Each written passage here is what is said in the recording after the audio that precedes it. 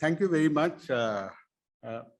Hariharan, for that nice introduction. So let me get to the subject directly, because there's quite a bit of ground one has to cover to provide some kind of proper overview of what happened.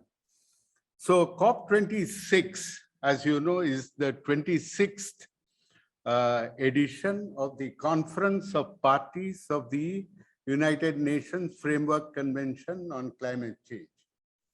So the Conference of Parties is the highest body of the United Nations Framework Convention, and its annual meetings, annual summits are a very important landmark in terms of the making of global climate policies.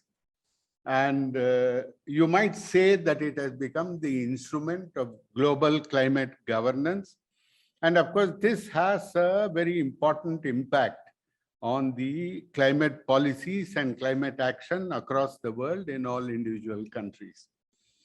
So, next slide.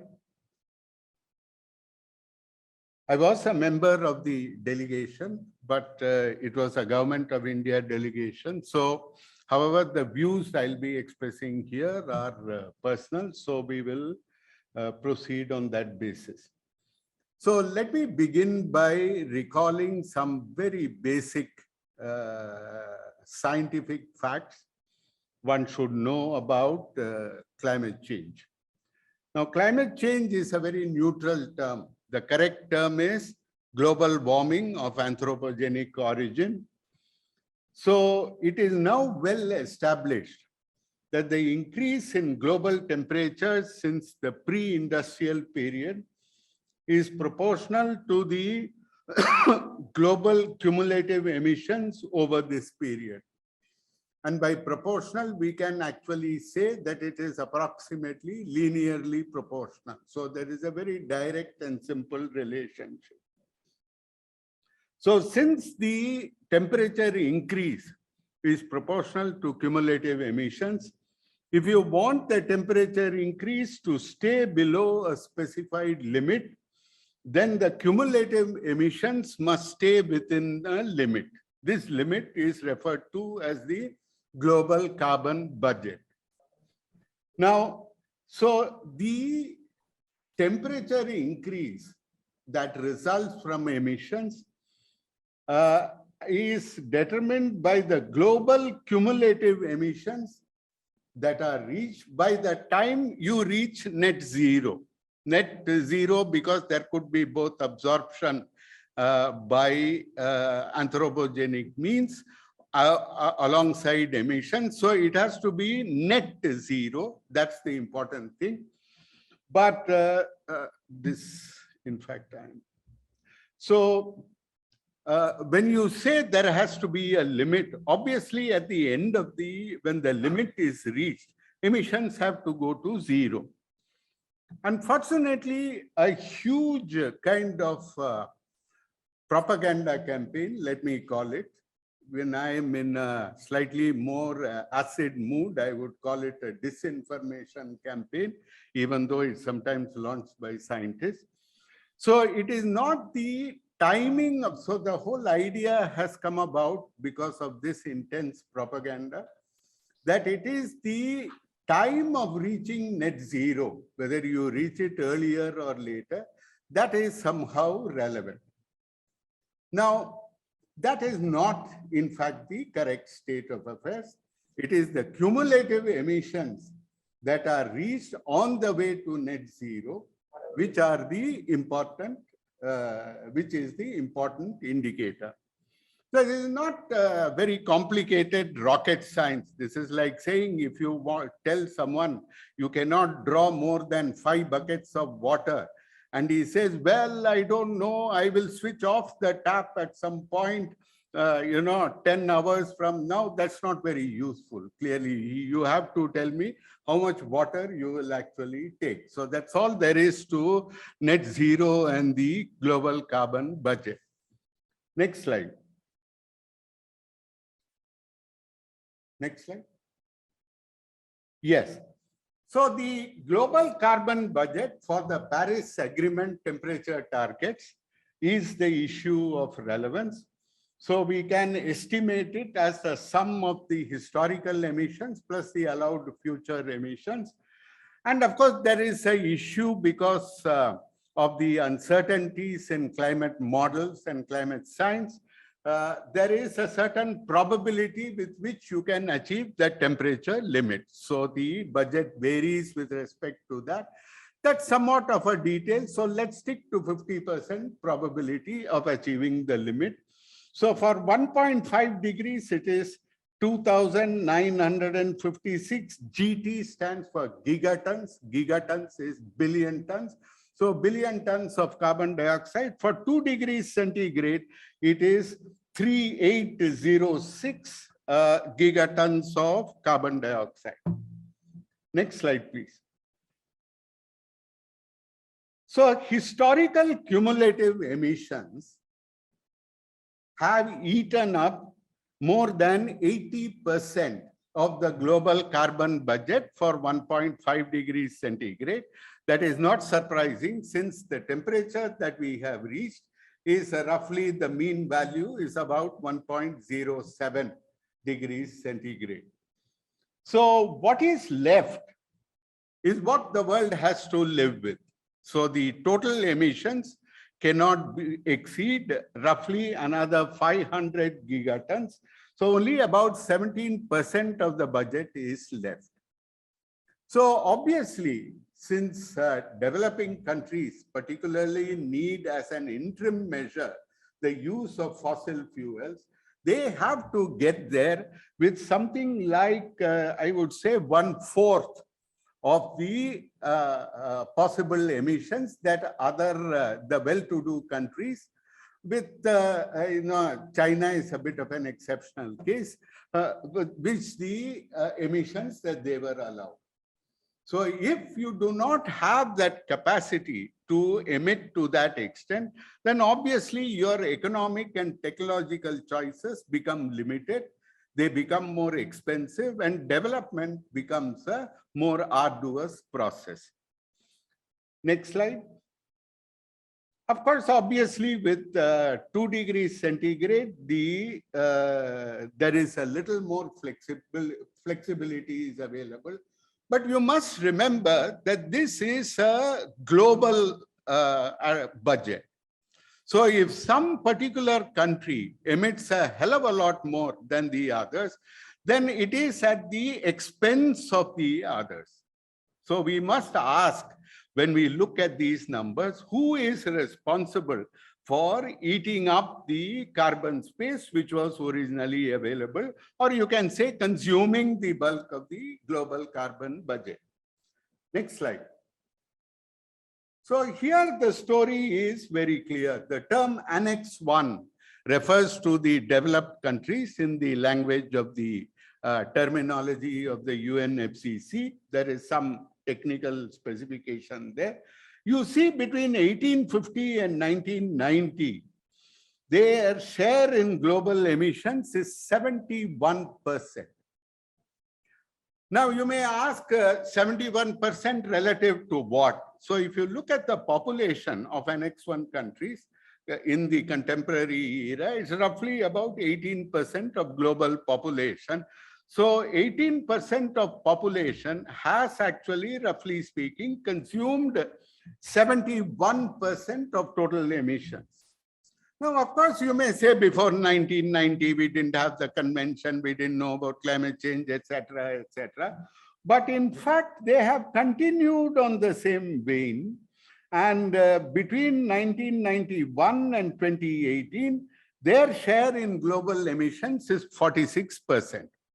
Whereas that the non-Annex 1 is basically the rest of the world, their share has gone from 29% to 54%. But as we shall see a little later on, of that 54%, almost 21% is simply China. So in fact, apart from China, the rest of the world has managed to, has been making do with only about 1/4 of the emissions, cumulative emissions of the rest. Give or take a little bit on the numbers, but roughly speaking. So next slide. So where does India fit in this story? And this background is, I think, very important to understanding India's strategy and how we must evaluate what happens at the UNFCCC. So India's contribution to the current temperature increase is extremely low. So in fact, between 1850, which is usually taken as the benchmark for the reference year for the beginning of the industrial era, from 1850 to 2019, India's share has only been 4.37%. So in fact, the well-known environmentalist, Martinez Allier, who is responsible for the term environmentalism of the poor, he remarked in a recent lecture that the entire world had always emitted roughly only what India had emitted, then there would be no climate crisis at all. But of course, you must remember that part of the reason why our emissions are so low, because our economy and society, if you wish, have been somewhat lackadaisical in the matter of productive activity. So production is something that does not seem to come naturally to our social economic structure. Anyway, India nevertheless has a high level of future climate risk. And that, of course, is something to this audience in the foundation. I need not describe in too much detail. But at the same time, India also has a huge development deficit. And so obviously there can be no compromise on the very basic features of development that are essential for our country. Meeting SDGs alone is not sufficient, I must emphasize. It's SDGs refer to a 10-year timeline, and the numerical goals are usually fairly limited. So, so when you talk of development, and we are talking here of timescales of the entire century, then obviously we have to go beyond simply thinking of the SDGs. Several sectors need time to adapt to climate change. So for India, low carbon development is not an option, but a necessity. Because after all, of the global carbon budget, so little is left, of which India will get only a share. So clearly, low carbon development is not something that we are doing as, for the benefit of the world, but is in fact a dire necessity. However, there is a very persistent, shall we say, opinion in or current of thought in India that because we will be affected by climate change, we must do more in terms of mitigation. Unfortunately, such an attitude of self-sacrifice, however praiseworthy it may be, is of very little use, because to the entire story of global warming, our contribution is minimal. So we may sacrifice our entire development, but that's still, in terms of cumulative, in terms of emissions, and try to take a purely no carbon pathway. In Kerala, for instance, many of my friends are very fond of declaring this or that or this area to be carbon neutral and so on. The Kerala University now has declared it is going to be carbon neutral. I really would like to talk to the Vice Chancellor about it at some point. But the point is, this is irrelevant. If the rest of the world is going to emit constantly, okay, there is nothing we can do to protect ourselves from the impact of climate change. So this is the setting which economists recognize as a collective action problem, and sacrifice here or self-sacrifice or renunciation does not work very well in these circumstances. Next. So what happened at COP26? Now, There is a lot of stuff that you hear about it, and you hear about how India was, there was a lot of pressure on India. There was a lot of this and that, and India did this and so on. And at the end of the day, in the closing hours of COP26, India was somehow on the defensive. Now, I think that narrative, partly by being there, but that's not absolutely necessary. You can, if you read the media and the events carefully, it is clear that this is a really mistaken interpretation. So India contributed to COP26 in three important ways. The first, India's new enhanced commitments, which were announced by Prime Minister Modi when he, on the second day of the high-level summit, which was there at the beginning of COP26, which he referred to as Panchamrit because it had 5 elements. These new enhanced commitments were very important in reassuring the world. Now, of course, there are, the UK presidency of COP26 and other developed countries. Mr. John Kerry maybe would take credit, perhaps, for this. But as Prime Minister Modi made it very clear, and this was a very interesting part of his speech, where he said, this is a commitment that Indian people make to themselves. And I think that's a very clear way of sending a message. And he made it very clear, the same figure of 4% and 18% of population he cited. And then, of course, he said, but we are reassuring the world. And I must say, from the media reaction and from individual reactions one saw there, this was a very important step. Second, of course, was he put out a challenge. And that, I think, marked the evolution of the debate at COP26. India's challenge through his speech was that we have raised ambition on mitigation. What about raising your ambition? Okay, on finance, on support, on what you should do? Where is your ambition? We are doing more than our fair share. So this, I think, was a very important moment in the evolution of COP26, and it set the tone for the subsequent discussion.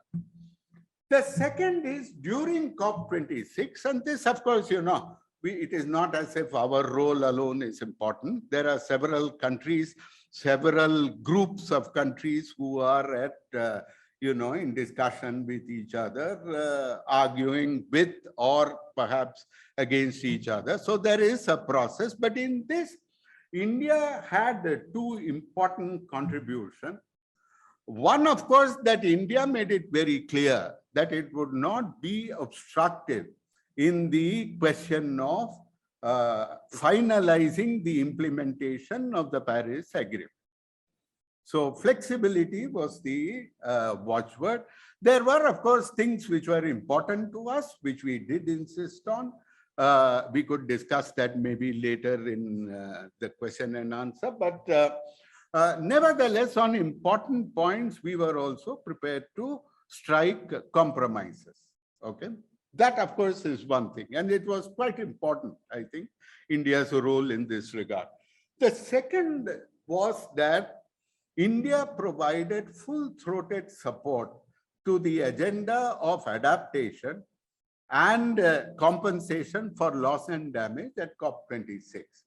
Of course, the vulnerable countries, the LDCs, the island states, they were at the forefront of this, obviously, because for them, it has a direct impact. But there was very powerful support by India and the group of countries to which India belongs, which is known as the like-minded developing countries, and the larger group of G77 plus China, as it is called. So India's support to the agenda of adaptation and loss and damage through these groups was very important.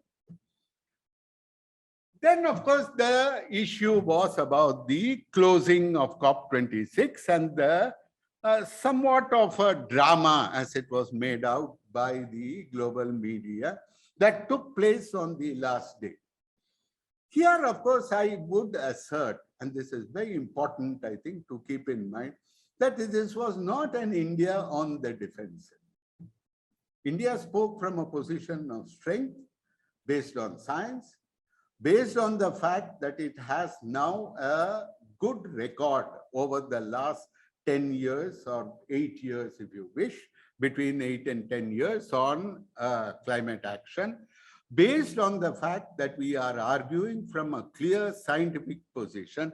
So what India did was to provide a very powerful voice for equity and the foundational principle of common but differentiated responsibilities of the Climate Convention.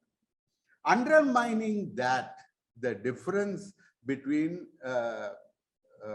developed and developing countries has been very much part of the agenda of developed countries. So speaking up for that and asserting that was something that India did. The second thing is India made a formulation, and I think is very clear formulation, that how do you determine how much emissions you can do? So is it that everybody must cut immediately? After all, if it is pollution, and there is no right to pollution, right? So how do you think about it? So India asserted, and this is an old tradition in Indian thinking on climate policy. It goes back to people like Anil Agarwal. But nevertheless, in the current way we think about it, India asserted its right to the responsible use of an equitable and fair share of the global carbon budget. So it's like a global common resource, and a global common resource has to be equitably shared. And this, even though a lot of developed country scientists are currently patting themselves on the back, saying, oh, we succeeded in introducing carbon budget, the word in the decision of COP26. It was India's intervention, particularly through both the official leader at the official level, the additional secretary of the Ministry of Environment, and also the minister himself on the last day articulated this principle very clearly. So I think this is a substantial contribution India made. Next. Next slide. So, of course, what were these 5 elements? Quite apart from that, of course, Prime Minister Modi, going back to the first NDC, there has always been the government of India's insistence on underlining the importance of sustainable consumption and staying away from profligate lifestyles. So, emphasizing the role of consumption. And of course, the main 5 elements was one, the declaration of the net zero target date of 2070. Now, of course, many of you will be aware that people like me have argued that it was not really necessary and that the statement of staying within a fair share of the carbon budget implicitly had that there would be a net zero date, meaning if I say I will take only 5 buckets of water, then I am promising also to turn off the tap when I am full. No? So that part of it. But nevertheless, I would say that this declaration had a very powerful impact. And somehow I would say, from even talking to apolitical, kind of officials, scientists, etc., you meet who are not taking sides, even they welcome this. So the sense of relief from India making this declaration was palpable. So I think we must take that into account. The second, of course, were a series of targets. There was some, discussion in the media because in the Prime Minister's speech, it is delivered in a somewhat non-technical a more statesman-like language, and turning it into a technical document, which would be eventually, is not yet been done, which would be eventually submitted to the UNFCCC, is a process which is currently underway. But these are the main elements. I don't want to go into this in too much detail. But the only point I want to make is that these promises are within the realm of feasibility, yes, but certainly not easy. And they don't come for free. So the idea somehow this is an automatic win-win is completely incorrect. You know, there is a cost attached to it, and this cost comes in the form of higher electricity tariffs. It comes in the form of costs on other issues, and so on and so forth. So India has not directly made an issue of the need for support, but that would be clarified in time. So let's move on. The next. So what happened at the closing ceremony, at the closure? So the whole discourse now in a part of the global media, I wouldn't say all, is that India opposed the phase out of coal. Now, this is, I'll just show you why this is I would even say somewhat ridiculous remark to make for very obvious scientific reason. But from the beginning, it was the idea somehow that India sprang a surprise at the last minute and blocked the agreement from going forward and being accepted is completely untrue. From day one, from, in fact, the biennial update report, the third biennial update report of India to the UNFCCC, which our MSSRF group also has worked on, is very clearly, it has been stated that India needs coal. India needs coal like the US needs oil and gas, like Norway or Germany or the European Union need oil and gas, whether from Russia or the North Sea is a different matter. So India had repeatedly asserted its need for coal as its only really available fossil fuel resource. And the other point which is often forgotten is that, as I have simply pointed out, the sun does not shine at night, nor the wind blow all the time. So when that happens, you have to get power from somewhere. It is not as if the light goes off and you say, what happened? Sir, katu varla, sir. That's obviously not a solution. Now, it is different if you are running a farmhouse and, you can have a battery, but, you can, as Bill Gates asked in a lecture some couple of years ago, can you have a bank of batteries sufficient to power a city like Tokyo? The answer is no. Now, you cannot say, oh, batteries will become cheaper, prices are falling, so on and so forth. Please wait till batteries are cheaper. This is obviously, is not the people giving the advice who are suffering, but the common people of many third world countries who are at the receiving end. So fossil fuels are essential, in fact, to expand the renewables. And this is a very serious problem. I'll just come to in a little while. So developed countries also, so from the beginning, India has pointed out that the climate agreement, the climate convention, is not the United Nations Framework Convention on Coal and Climate. It is a United Nations Framework Convention on Climate Change and includes all fossil fuels which give rise to greenhouse gases.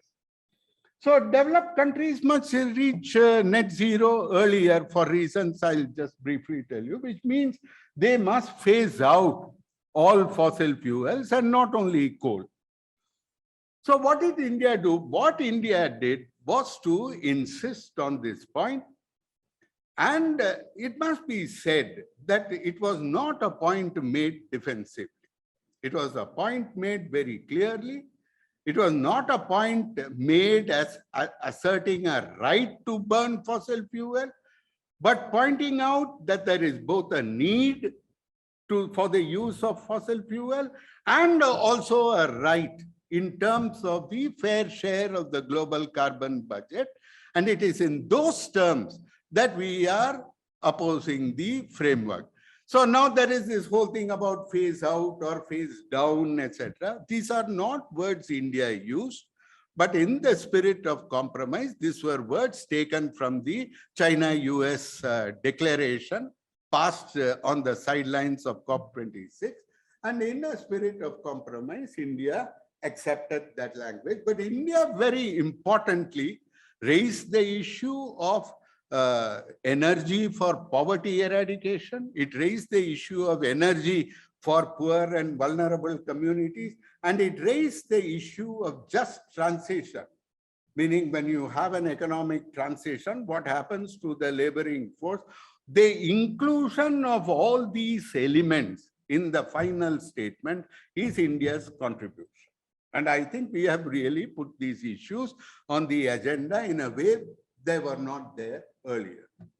So post COP26, in fact, quite clearly, the balance of opinion, I think even in outlets like the Financial Times and so on, they are very clearly sympathetic to India's position. The scientific community is divided, and there is a certain section which very clearly understands what India is saying. And next slide.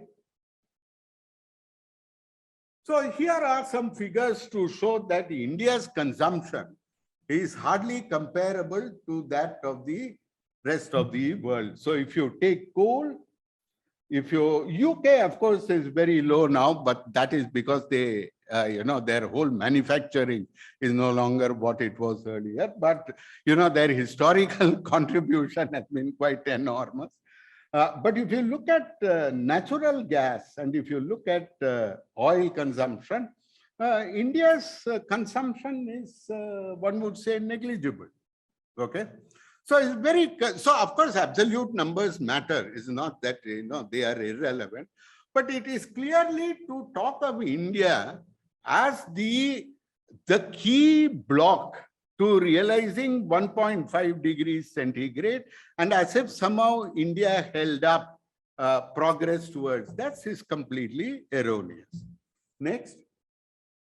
And this is even more interesting because you will see here that this, yeah, can I have the mic? So if you see that, no, mic, I can't. If you see that brown part that refers to the contribution of coal, how much emissions from coal, and if you see this a gray part that is oil and the blue part that is gas, and then cement production, etc. Now, if you take the combined emissions from USA's oil and gas and compare it to India's coal emissions, the total oil and gas emissions from the United States are in absolute terms, forget per capita, in absolute terms, they are more than the emissions from our coal. So obviously, what we said was right, that you phase out all fossil fuels and don't talk only about coal. Now you can look to EU, a little comparable, but nevertheless, they are also dominated by oil and gas, and so on and so forth. Next. Yeah. Yeah. Yeah. Go ahead.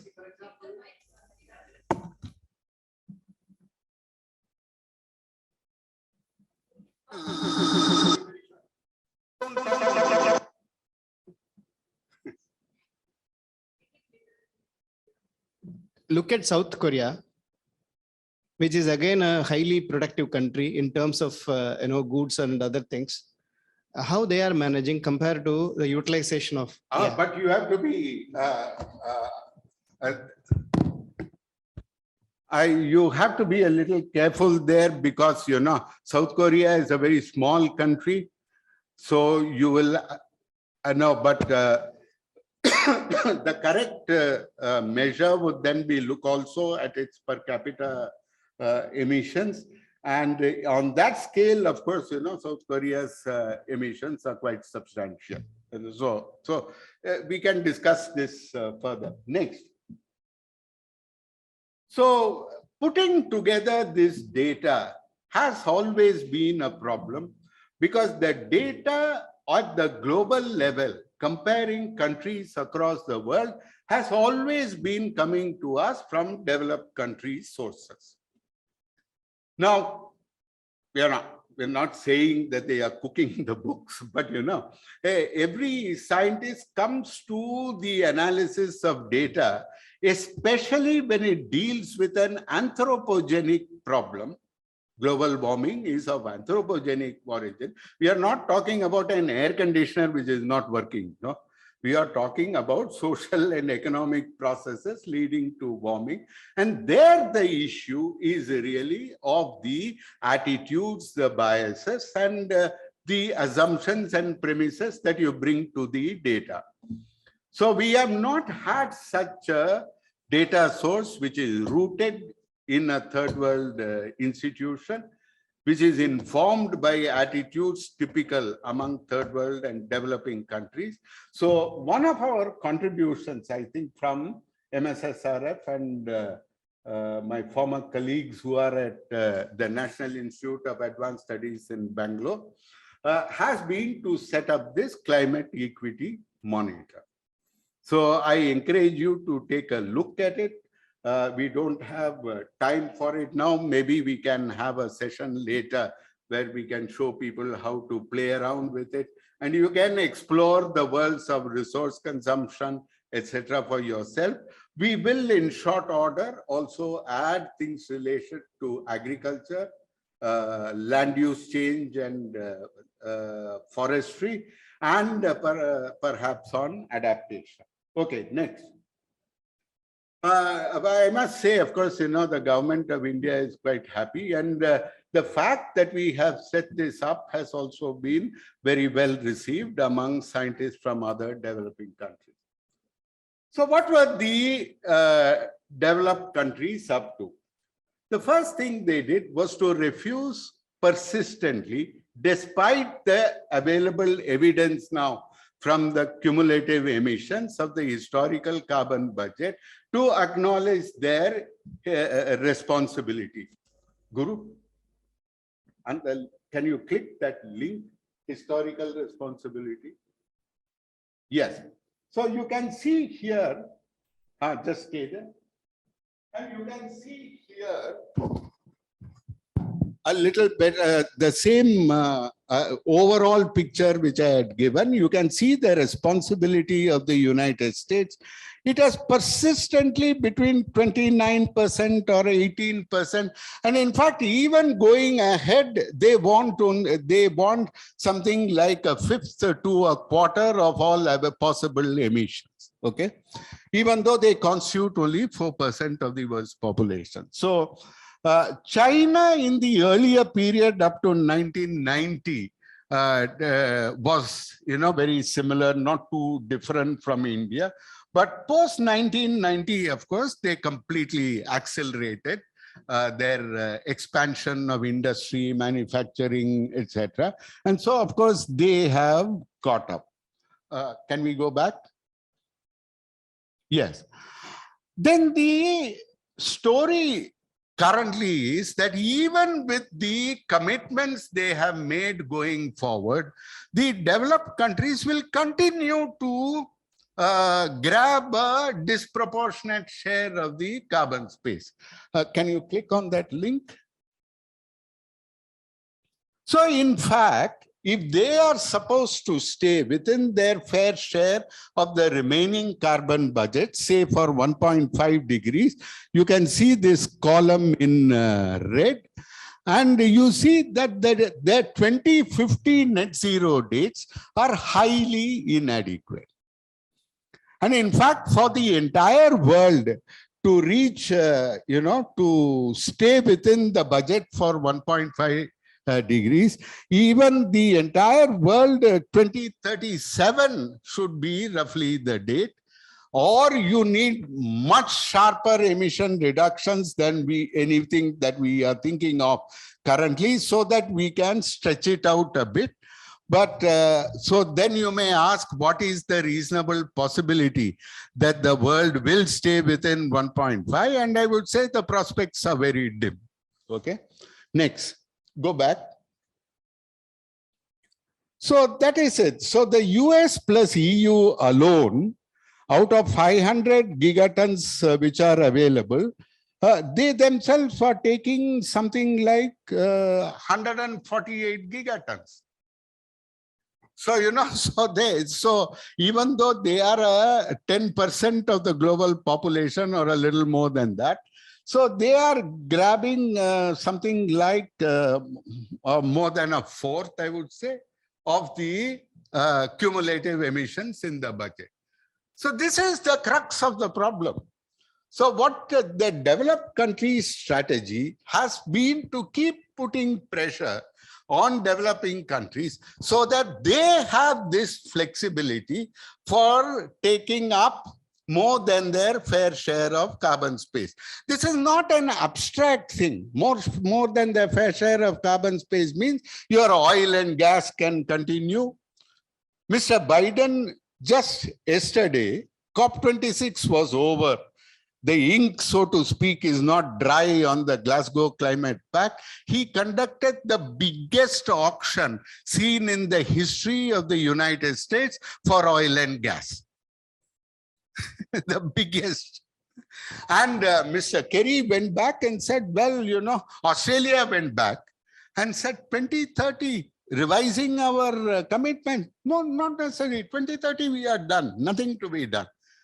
So, Norway just declared a new gas deal.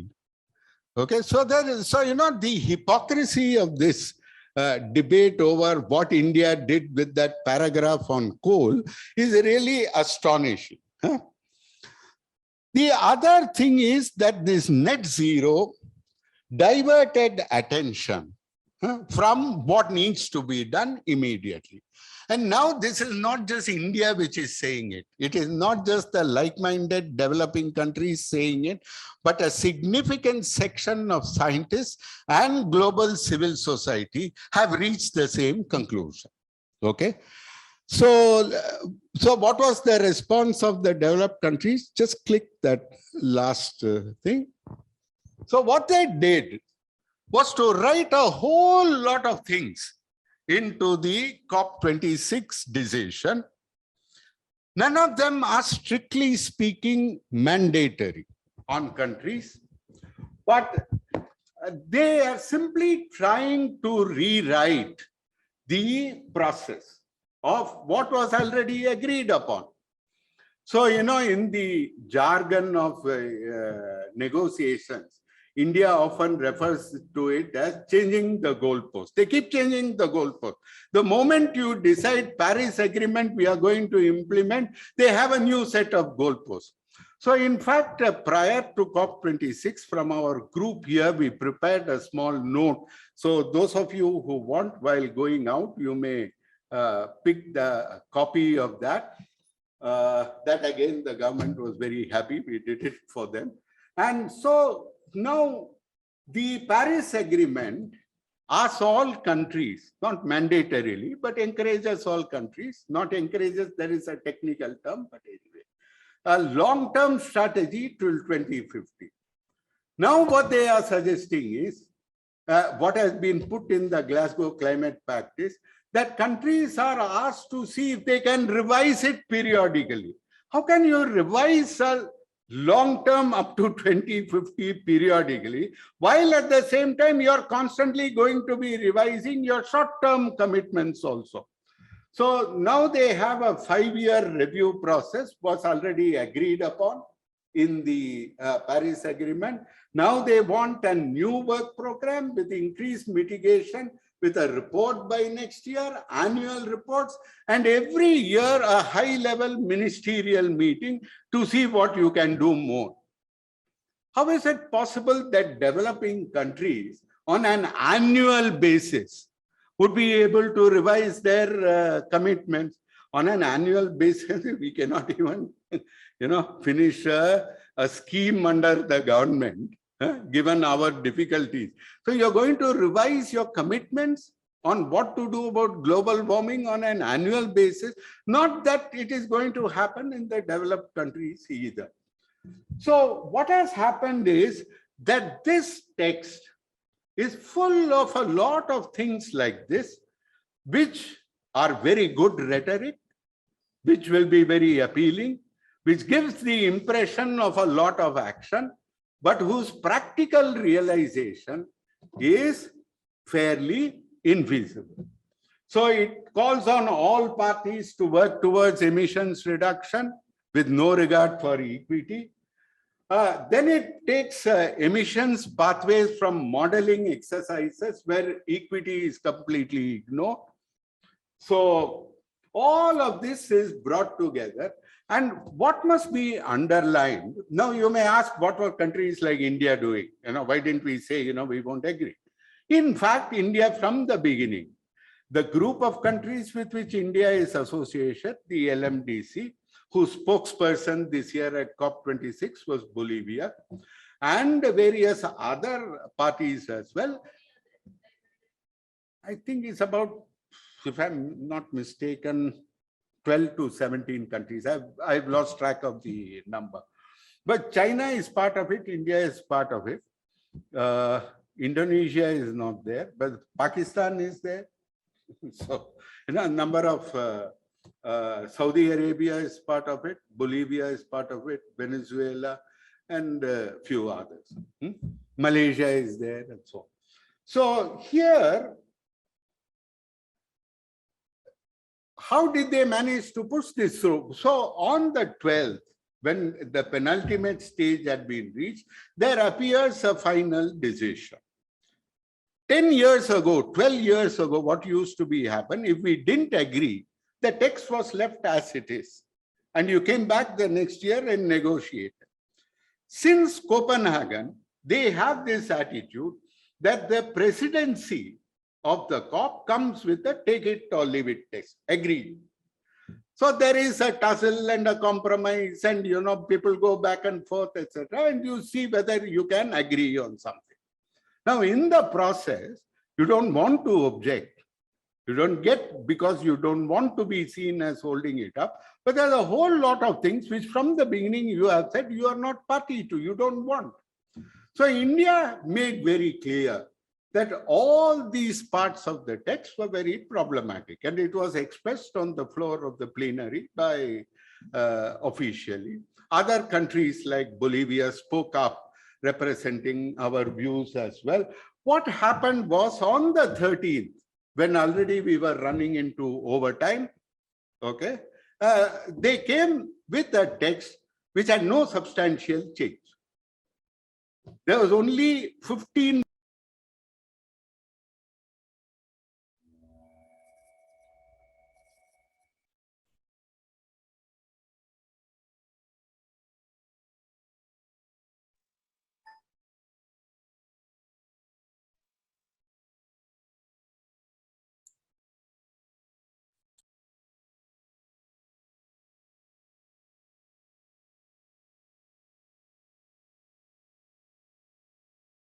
in climate policy, they think this of this as some success of the Paris Agreement. It is supposed to increase ambition.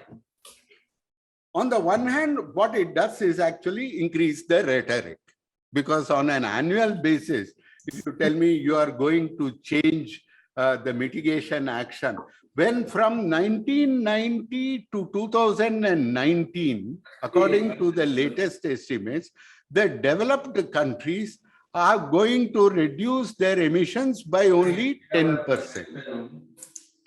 For 30 years, when that is all they have done, if you tell me that simply by increasing the rhetoric, you are going to act more effectively, is very doubtful. What is the other part of it? The other part of it is simply pile on pressure on developing countries, and the big targets are China and India. But of course, all the other smaller countries are not exempt, okay? And the hardest hit is Africa. So this is, of course, I think there are ways to handle this. This is not as if this is the end of the world in terms of how we manage the situation. And they themselves have framed it in a way such that it is not mandatory. There's no way they would have been able to take that through. Next. But the worst part of it, in some sense, what happened as COP26 was outside the negotiations. And this is really what I call deindustrializing the uncarbonized. And the hardest hit in this is Africa, not India, because we are a large country. Our resources and our geopolitical setting allow us much greater facility. But Africa, which has even lower contribution to cumulative emissions than India, even less responsible than India for warming, and will be even more harder hit because of their current developmental levels, they will not get any fossil fuel investment whatsoever. No gas, no oil. Even though developed country multinationals are pumping oil and gas out of Africa for their domestic purpose. But if you want to divert the gas, as in Nigeria, for instance, as in Uganda, for instance, if you want to use the oil and gas for your own people, you are not allowed to do so. And this is an instruction conveyed to all multilateral development banks by the US Treasury Secretary a few months ago. So this, is the ultimate, and it's important to agriculture also, because without gas, we don't get fertilizer. So this hits renewables, this hits agricultural production. And in fact, Nigeria was pointing out that their target was 50 kilograms per acre or hectare of nitrogen use, and they had reached only 30. So what are we going to do with the rest? They're not going to be able to produce it. Okay, that's the state of affairs. And Bolivia called it out repeatedly as a new carbon colonialism. And I think this is a very important aspect. Next. There is this long and sorry story of climate finance. People forget, Copenhagen, Obama was there and the developed countries promised $100 billion annually by 2020. Actually, what happened was for 17 years after Rio, they did nothing. On climate finance, they did nothing. At Rio, they promised, and now 12 years they still have not delivered. OECD says it is $80 billion that they gave in 2018, but Srija and I wrote this small note covering various sources, etc., pointing out that this number is completely open to challenge. Even the UNFCCC's own Standing Committee on Finance does not accept it. So the money is nowhere in sight. And what is it that they are doing? So then, of course, there is this new story of loss and damage. So it seemed there would be progress. People were talking of a Glasgow-Santiago finance facility for loss and damage. All of this collapsed, and all you have at the end of it is another set of discussions for 2 years. I think there is no better way to say this on finance. But what is it that they are after? And the whole point, which Mr. Kerry obligingly made it clear to us when he was here, is that all of it is going to be from private sources. Now, many people think, where will governments get money? All governments are, not able to raise finances. Shouldn't we be pragmatic and accept private funding? And in fact, there are enormous sums are mentioned, something like $130 trillion being available and so on. But the point about private finance for climate especially, or adaptation, even worse, is that private finance goes where there is a profit. That's why it is private finance. Public finance is the one which can attend to needs, which can attend to vulnerable, which can attend to the poor and marginalized, etc.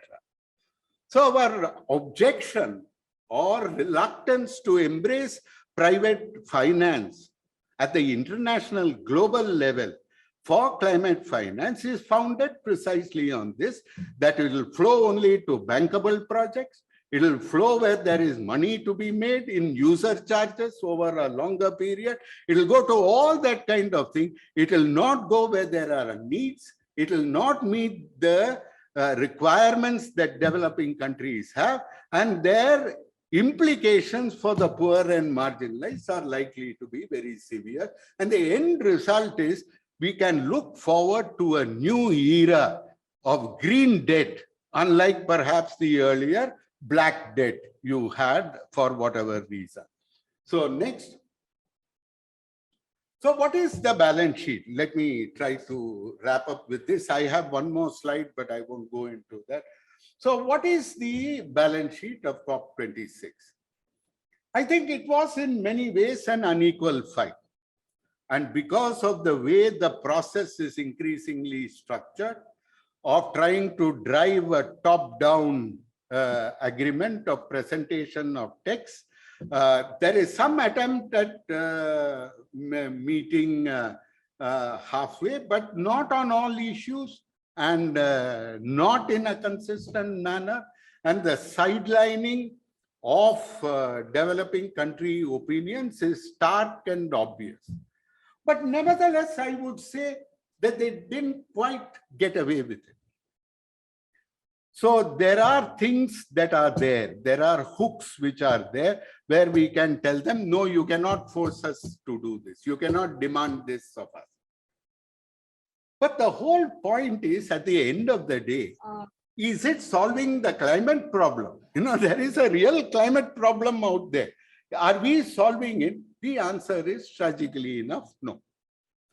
So we have reached an unsustainable situation where the developed countries, in their reluctance to bite the bullet, as it were, are trying to squeeze water out of stone.